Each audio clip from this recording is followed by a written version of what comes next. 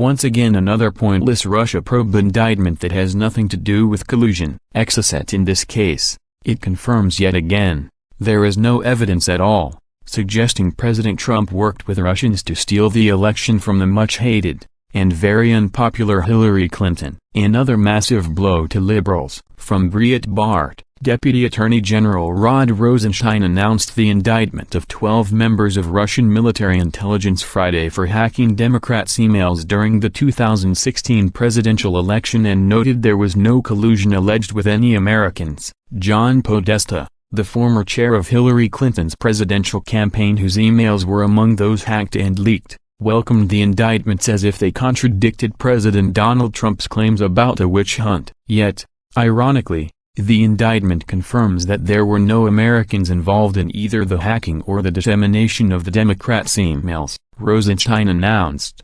The indictment charges 12 Russian nationals for committing federal crimes that were intended to interfere with the 2016 U.S. presidential election. All 12 defendants are members of the GRU, a Russian Federation intelligence agency within the Main Intelligence Directorate of the Russian military. These GRU officers, in their official capacities, engaged in a sustained effort to hack into the computer networks of the Democratic Congressional Campaign Committee, the Democratic National Committee, and the presidential campaign of Hillary Clinton, and released that information on the Internet under the names DCLeaks and Guccifer 2.0 and through another entity. He added, "There is no allegation in the indictment that any American was a knowing participant in the alleged unlawful activity or knew they were communicating with Russian intelligence officers. There is no allegation in the indictment that the charged conduct altered the vote count or changed the outcome of the 2016 election." Rosenstein said that the Russians who had been indicted had used spearphishing to gain access to Democrats' accounts. He did not mention any evidence gathered from the computer servers of the Democratic National Committee,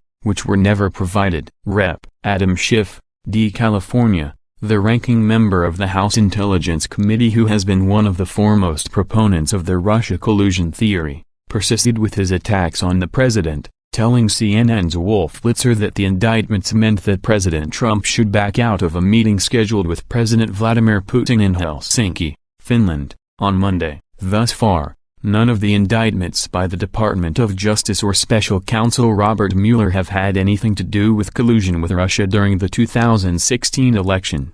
The most prominent convictions have been for false statements to the FBI,